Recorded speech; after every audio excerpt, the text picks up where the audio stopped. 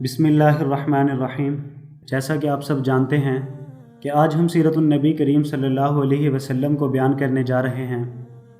شروع کرنے سے پہلے میں دو باتیں عرض کرنا چاہتا ہوں۔ پہلی یہ کہ اس سیریز میں کائنات کی مقدس ترین ہستی یعنی ہمارے نبی کریم صلی اللہ علیہ وسلم اور ان کے صحابہ کا تذکرہ ہے، جس کی وجہ سے میں اسکرین پر کسی رینڈم انسان کی ویڈیو نہیں لانا چاہتا جو ان کے کردار کی عکاسی کرے، کیونکہ ان ہستیوں جیسا کوئی بھی اس کائنات میں موجود نہیں ہے۔ اسی لیے میں مختلف ویڈیوز لگا دوں گا جن میں کائنات کے خوبصورت مناظر ہوں۔ آپ صرف میرے الفاظ پر دھیان رکھیے گا، ویڈیو پہ فوکس نہ کیجیے گا۔ اور دوسری بات یہ ہے کہ اگر آپ ویڈیو کو سکپ کر دیں گے تو شاید پھر آپ نہ سمجھ سکیں، کیونکہ ہر بات کا دوسری کے ساتھ تعلق ہے۔ اس لیے گزارش ہے کہ ویڈیو کو مکمل سنیں، درمیان سے آگے نہ کریں۔ اور اگر آپ کا فیس بک اکاؤنٹ ہے تو اس ویڈیو کو کم از کم 10 بندوں کے ساتھ میسنجر میں ضرور شیئر کریں، یہ آپ کے لیے باعث ثواب ہوگا۔ سب سے پہلے عرب کے حالات و واقعات اور ہمارے نبی کریم صلی اللہ علیہ وسلم کی پیدائش سے پہلے کے چند احوال پر نظر ڈالتے ہیں تاکہ مکمل طور پر سمجھ آ سکے۔ میرے عزیزو، خانہ کعبہ اس وقت جہاں موجود ہے، اس کو سب سے پہلے حضرت آدم علیہ السلام نے اللہ کے حکم پر بنایا۔ حضرت آدم سے لے کر حضرت نوح علیہ السلام تک یہ اپنی جگہ صحیح سالم موجود رہا۔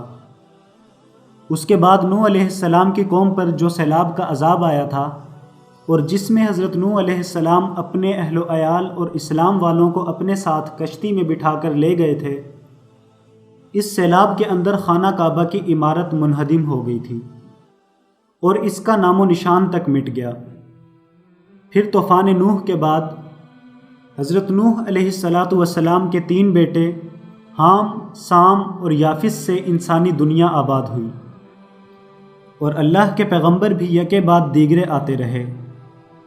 اب سارے کا سارا عرب مکمل طور پر صحرا بن چکا تھا، یہاں صحرائی گدھ اور بھیڑیے بستے تھے، کوئی انسان یہاں آباد نہیں ہوتا تھا۔ پھر جب حضرت ابراہیم علیہ السلام اس دنیا میں پیغمبر بنا کر بھیجے گئے تو اللہ تعالیٰ نے انہیں 2 بیٹے عطا کیے، ایک حضرت اسحاق اور دوسرے اسماعیل علیہ السلام۔ حضرت ابراہیم عراق کے رہنے والے تھے، وہ عرب نہیں تھے، چنانچہ انہیں اللہ کی طرف سے حکم ملا کہ اپنی بیوی ہاجرہ اور اپنے بیٹے کو عرب کے ایک صحرا میں چھوڑ آؤ۔ حضرت ابراہیم نے اللہ کا حکم مان کر اپنے بیٹے اسماعیل اور اپنی بیوی ہاجرہ کو ساتھ لیا اور عراق سے عرب کی طرف ہجرت کر کے ان دونوں کو عرب میں چھوڑ آئے۔ اب حضرت ابراہیم کے ایک بیٹے یعنی اسحاق وہ عراق میں تھے اور دوسرے بیٹے یعنی اسماعیل علیہ السلام سعودی عرب میں اپنی والدہ کے ساتھ تنے تنہا موجود تھے، جہاں حضرت اسماعیل کی ایڑیوں کے نیچے سے اللہ نے جنت کا پانی یعنی آب زمزم نکالا۔ آب زمزم اس قدر زیادہ مقدار میں نکلتا رہا جس سے پورا قبیلہ پانی پی سکتا تھا۔ حضرت ہاجرہ اور اسماعیل علیہ السلام یہاں رہنے لگے۔ پھر اللہ کی طرف سے یہ اتفاق ہوا کہ یمن کا رہنے والا ایک قبیلہ جو کہ عربی قبیلہ تھا، انہوں نے ایک دیوار بنائی ہوئی تھی جس کے ذریعے وہ اپنا پانی سٹور کرتے تھے۔ جس طرح سد اسکندری ہے یا دیوار یاجوج ماجوج ہے یا دیوار چین ہے، اسی طرح ان کی دیوار کا نام سد معارب تھا۔ یہ دیوار ٹوٹ گئی اور ان کا سارے کا سارا پانی رفتہ رفتہ بہہ گیا۔ اس قبیلے کا نام بنو جرہم تھا۔ جب ان کا پانی ختم ہو گیا تو زندگی کے لالے پڑ گئے۔ یہ لوگ اس جگہ سے ہجرت کر کے کسی ایسی جگہ جانا چاہتے تھے جہاں پانی وافر مقدار میں ہو اور ان کی زندگی کی تمام ضروریات پوری ہو سکیں۔ چنانچہ یہ لوگ یمن سے ہجرت کر کے حجاز مقدس، جہاں سے آب زمزم کا کنواں پھوٹا تھا، اس کے قریب سے گزر رہے تھے۔ انہوں نے آسمان کی طرف کئی پرندوں کو اڑتے ہوئے دیکھا۔ یہ لوگ حیران ہوئے کہ اس قدر ویران اور صحرائی علاقے میں پرندے کیوں اڑ رہے ہیں۔ چنانچہ جب یہ لوگ وہاں پہنچے تو پتہ چلا کہ یہاں ایک بوڑھی عورت یعنی حضرت ہاجرہ اور ایک چھوٹا بچہ یعنی حضرت اسماعیل موجود ہیں، اور ان کے ساتھ ایک کنواں اتنی تیزی سے بہہ رہا ہے جو کہ تھمنے کا نام ہی نہیں لے رہا۔ چنانچہ پانی کی وافر مقدار دیکھ کر انہوں نے حضرت ہاجرہ سے وہاں رہنے کی اجازت چاہی اور اجازت ملنے پر اپنا پڑاؤ ڈال دیا۔ پھر حضرت اسماعیل علیہ السلام جب 16 برس کے ہوئے تو ان کے والد حضرت ابراہیم علیہ السلام عراق سے حجاز مقدس کی طرف تشریف لائے اور دوبارہ سے کعبۃ اللہ کو تعمیر کیا، اور قبیلہ جرہم کی لڑکی سے ہی حضرت اسماعیل کا نکاح ہوا، اور اسی قبیلہ جرہم سے آپ نے عربی زبان سیکھی، کیونکہ آپ عراق کے رہنے والے تھے، عربی زبان سے ناواقف تھے۔ اب ہمارے نبی کے علاوہ تمام کے تمام انبیاء یعنی حضرت شعیب علیہ السلام، حضرت یوسف علیہ السلام، حضرت موسیٰ علیہ السلام، حضرت عیسیٰ علیہ السلام اور دیگر تمام کے تمام انبیاء حضرت ابراہیم کے دوسرے بیٹے یعنی حضرت اسحاق کی نسل سے پیدا ہوئے، اور یہ بنی اسرائیل کہلائے، کیونکہ حضرت اسحاق کے بیٹے حضرت یعقوب علیہ السلام تھے جن کا دوسرا نام اسرائیل تھا، اسی لیے ان کی اولاد سے آنے والے تمام انبیاء بنو اسرائیل کہلائے۔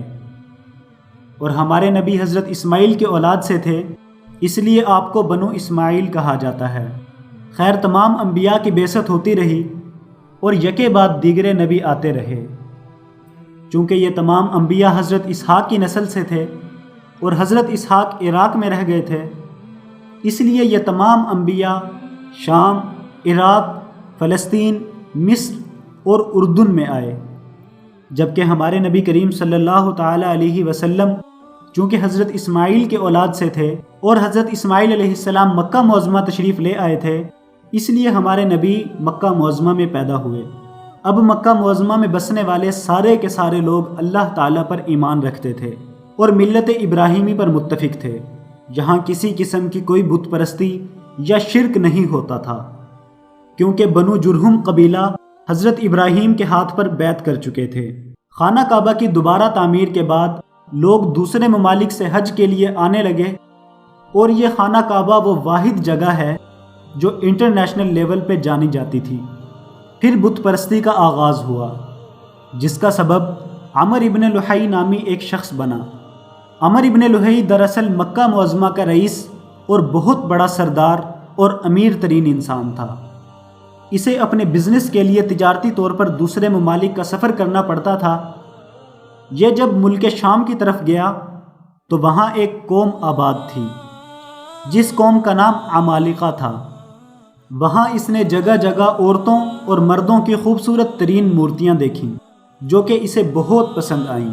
اس نے وہاں کے مقامی لوگوں سے پوچھا کہ آخر یہ مورتیاں کس کام کی ہیں، تو انہوں نے یہ بتایا کہ ہم عبادت صرف اللہ کی کرتے ہیں، لیکن اللہ تعالیٰ چونکہ ہماری نظروں سے اوجھل ہیں، وہ ہمیں نظر نہیں آتا، اس لیے ہم نے سوچا کہ کوئی ایسی محسوس اور مبصر کی عبادت کریں جو کم از کم ہمارے سامنے ہوں۔ اس لیے ہم نے اپنے آباء و اجداد کی مورتیاں بنائی ہوئی ہیں اور ہم ان کی عبادت کرتے ہیں، ان کے سامنے سجدہ کرتے ہیں۔ تو جب ان کی روحیں یہ دیکھ کر خوش ہوتی ہیں تو اللہ تعالیٰ سے ہماری بخشش کا سوال کرتی ہیں۔ عمر ابن لحی ان کی سٹوپڈ لاجک سے متاثر ہو گیا اور اپنے ساتھ ملک شام سے ایک بت لے آیا۔ مکہ میں جو پہلا بت آیا تھا اس کا نام حبل تھا۔ عمر ابن لحی چونکہ امیر ترین انسان اور مکہ کا سردار تھا، لہٰذا اس نے اہل مکہ کو دعوت دی اور کہا کہ ہم خدا اللہ تعالیٰ کو مانیں گے، لیکن اس مورتی کی بھی پوجا کریں گے تاکہ اس کی روح خوش ہو کر اللہ سے ہماری بخشش کروا دے۔ چند لوگوں نے اختلاف کیا، لیکن اکثر نے یہ بات مان لی اور لوگ اس بت کی پوجا کرنے لگے۔ پھر رفتہ رفتہ وہ قبائل جو مکہ کے ارد گرد آباد تھے انہوں نے اپنا اپنا بت بنا لیا۔ عمر ابن لحی نے حکم دیا کہ چاہے جتنی بھی مورتیاں بناؤ، لیکن مٹی کعبۃ اللہ کے قریب سے لے کے جانا۔ آخرکار یہ اللہ کا گھر ہے، یہاں کی مٹی دوسری زمین کی مٹی سے پاک ہے، اور جو قبیلہ بھی بت بنائے وہ اپنا ایک بت کعبۃ اللہ میں رکھے، یعنی اس قبیلے کے لیے یہ شرف ہوگا کہ ان کا خدا کعبہ میں موجود ہے، یعنی اس قبیلے کے لیے یہ شرف ہوگا کہ ان کا خدا کعبہ میں موجود ہے۔ یہی وجہ تھی کہ ہمارے نبی کی بعثت کے وقت کعبہ کے اندر 360 بت رکھے ہوئے تھے۔ چنانچہ سب قبائل مکہ کی مٹی کو لے کے جاتے اور اپنے باپ دادا کے شکل کا بت بنا دیتے۔ پھر اگلی نسل والوں میں سے ہر شخص نے اپنے باپ دادا کی مورتی بنائی اور گھر گھر میں مورتی اور بت آ گئے۔ پھر وقت گزرتا گیا اگلی نسلیں انہیں خدا سمجھنے لگیں اور مکمل طور پر ان کی عبادت کرنے لگے۔ یوں عمرو ابن لحی کے لگائے ہوئے اس خاردار اور کانٹے دار جھاڑی نے سارے عرب کو بت پرستی پر لگا دیا، اور پھر اس شرک کی جڑیں پوری دنیا میں پھیلتی چلی گئیں۔ اسی لیے ہمارے نبی کریم صلی اللہ علیہ وسلم نے فرمایا تھا کہ اول من بدل الدین عمرو ابن لحی، کہ وہ پہلا شخص جس نے اللہ کے دین میں تحریف کی اور جس نے اللہ کے دین کو بدلا اور امت مسلمہ کو بت پرستی پہ لگایا، سرزمین مکہ میں وہ عمرو ابن لحی تھا۔ اور آپ نے یہ بھی فرمایا کہ انی رأیت یجر امعاءہ فی النار، مجھے دکھایا گیا ہے کہ عمرو ابن لحی جہنم میں اپنی آنتوں کو گھسیٹتا ہوا چل رہا ہے۔ معزز سامعین، یہاں تک بات ختم ہو گئی کہ بت پرستی مکہ اور مدینہ میں کیسے آئی۔ اب بات کریں گے یہود و نصارہ کی کہ کرسچینٹی اور جوشزم مکہ اور مدینہ میں کیسے آئے۔ دراصل یہود کے نبی حضرت موسیٰ علیہ السلام تھے، اور ہم سب جانتے ہیں کہ حضرت موسیٰ ملک مصر میں تھے، وہاں ان کی فرعون سے جنگ ہوئی تھی، پھر بعد میں مصر، شام، فلسطین، ان علاقوں میں یہود کا غلبہ ہو گیا تھا، پھر رومن امپائر کی حکومت ان علاقوں پہ آئی۔ یہ لوگ بت پرست تھے اور اپنے ماتحتوں کو بت پرستی کرنے پر مجبور کرتے تھے، لہٰذا جب حضرت عیسیٰ کو اللہ نے مبعوث فرمایا اور انہوں نے دعوت و تبلیغ کرنا شروع کی تو رومن امپائر آپ کے مخالف ہو گئی اور حضرت عیسیٰ کو سولی پہ لٹکانا چاہا، لیکن 33 عیسوی میں اللہ تعالیٰ نے حضرت عیسیٰ علیہ السلام کو صحیح سالم آسمان کی طرف اٹھا لیا۔ یہ واقعہ 33 عیسوی میں پیش آیا۔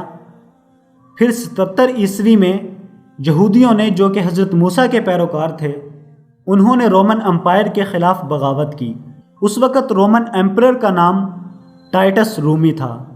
اس بغاوت کی وجہ سے اس نے یروشلم، فلسطین، حتیٰ کہ بیت المقدس کو بھی تباہ و برباد کر دیا، اور 1,33,000 یہودیوں کو قتل کر کے باقیوں کو رومن امپائر سے نکال دیا۔ ان نکالے گئے یہودیوں میں سے یہود کے 3 قبائل، بنو قینقاع، بنو نذیر اور بنو قریظہ، یہ قبائل مدینہ میں آ کر آباد ہوئے۔ اس وقت مدینہ منورہ کو یثرب کہا جاتا تھا۔ ان یہود قبائل میں یہود علماء بھی تھے جو بہت زیادہ شہرت رکھتے تھے۔ ان یہود علماء نے محنت کر کے اپنی نسل کو عالم بنایا، اور یوں مدینہ منورہ یہود علماء کا گڑھ بن گیا، لیکن پھر بھی یہاں بت پرستوں کی تعداد بہت زیادہ تھی۔ اس کے بعد ایک یمن کا بادشاہ تھا جس کا نام اسنان ابن اسعد تھا۔ جس طرح مصر کے بادشاہ کو فرعون کہا جاتا تھا اور رومن ایمپرر کو قیصر روم کہا جاتا تھا اور پرشین ایمپرر کو کسریٰ کہا جاتا تھا، اسی طرح یمن کے بادشاہ کو تبا کہا جاتا تھا۔ یہ بادشاہ تبا مسلسل فتوحات کرتے ہوئے مدینہ منورہ سے گزر رہا تھا۔ اس نے اپنے ایک بیٹے کو مدینہ منورہ میں ٹھہرا دیا تاکہ وہ ان یہود علماء سے علم حاصل کرے، لیکن اتفاق کی بات ہے کہ چند دن بعد اس کے بیٹے کو یثرب یعنی مدینہ منورہ میں قتل کر دیا گیا۔ بادشاہ تبا کو جب یہ خبر ملی تو اس نے یثرب کو تباہ کرنے کی سوچی اور لشکر لے کر مدینہ منورہ پر چڑھائی کر دی۔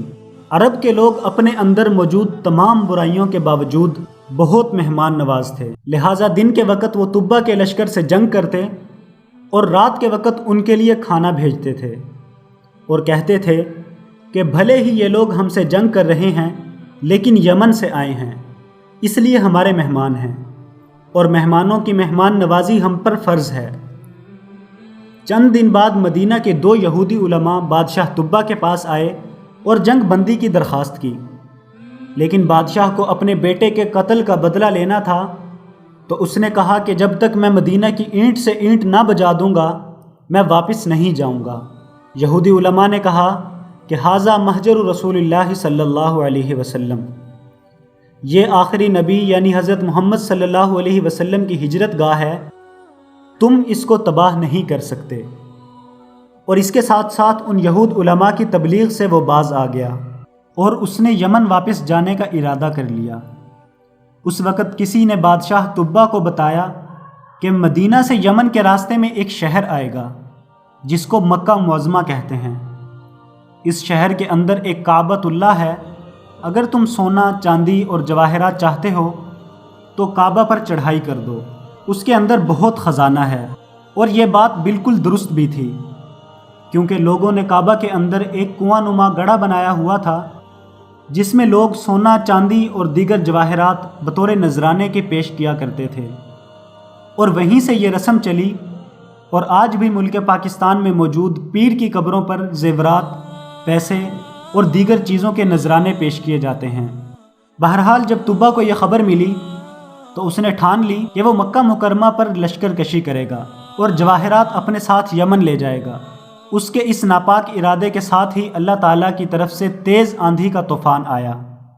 علماء لکھتے ہیں کہ یہ طوفان اتنا تیز تھا کہ لوگوں کو اپنے ہاتھ تک نظر نہیں آتے تھے۔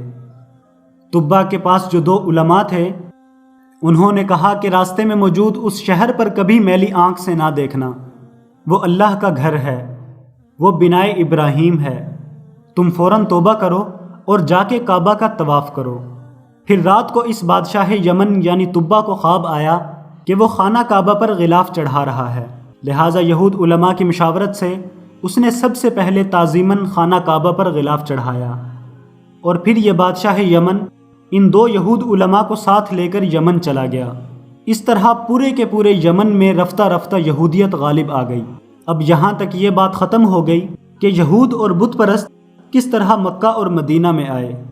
اب ہم بات کرتے ہیں کرسچنز کی، تو ہمارے نبی کریم صلی اللہ علیہ وسلم کی بعثت سے قبل 2 بڑی سپر پاورز تھیں، ایک پرشین امپائر اور دوسری رومن امپائر۔ اس وقت رومن امپائر کا بادشاہ ہرقل تھا، جس کا لقب کیسر روم تھا۔ یہ کیسر روم نصرانی یعنی حضرت عیسیٰ علیہ السلام کا ماننے والا تھا، اور اسی دور میں ایک بادشاہ جس کا نام ابو نواز تھا، اس نے خدائی کا دعویٰ کر دیا اور اعلان کیا کہ جو مجھے خدا نہیں مانے گا اس کو آگ میں جلا دوں گا۔ اس نے بڑی بڑی خندقیں کھودیں اور اس میں آگ لگا دی۔ قرآن مجید کی سورۃ البروج میں اس واقعے کا تفصیل سے ذکر ہے۔ اس ابو نواز بادشاہ پر کچھ لوگ ایمان لے آئے، اور جن لوگوں نے اس کو خدا ماننے سے انکار کیا اس نے سب کو جلا دیا۔ صرف ایک آدمی جس کا نام تاریخ میں دوس ہے وہ بھاگ نکلا اور سیدھا رومن ایمپرر یعنی کیسر روم کے پاس آ پہنچا اور سارے کا سارا واقعہ اسے سنایا۔ کیسر روم کو ابو نواز بادشاہ کے اس فعل پر بہت غصہ آیا، لہٰذا اس نے حبشہ کے بادشاہ نجاشی کو، جو کہ نصرانی تھا، اسے حکم دیا کہ جا کے ابو نواز کو قتل کر کے اس کی سلطنت پر قبضہ کر لے، اور یوں ابو نواز کی سلطنت بھی نصرانی ہو گئی۔ اب نجاشی کے 2 گورنر تھے، ایک کا نام فریاد تھا اور دوسرے کا نام ابرہا تھا، جو خانہ کعبہ پر ہاتھیوں کا لشکر لا کر حملہ کرنا چاہتا تھا، اور پھر اللہ تعالیٰ نے ابابیل کے ذریعے جس کو نیست و نابود کر دیا تھا۔ اور قرآن مجید کی سورۃ الفیل میں یہ واقعہ بیان کیا گیا ہے، اور ہم بھی یہ واقعہ ابھی تفصیل سے بیان کریں گے۔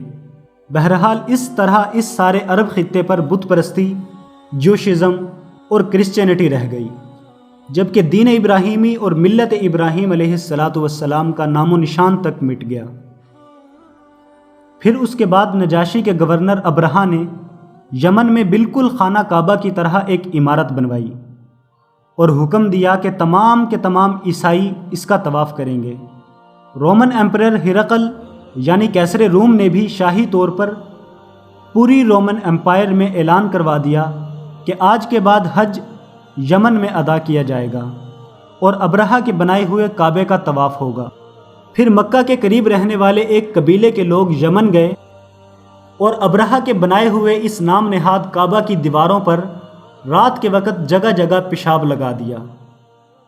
ابرہا کو جب اس کی خبر ملی تو وہ بہت طیش میں آ گیا۔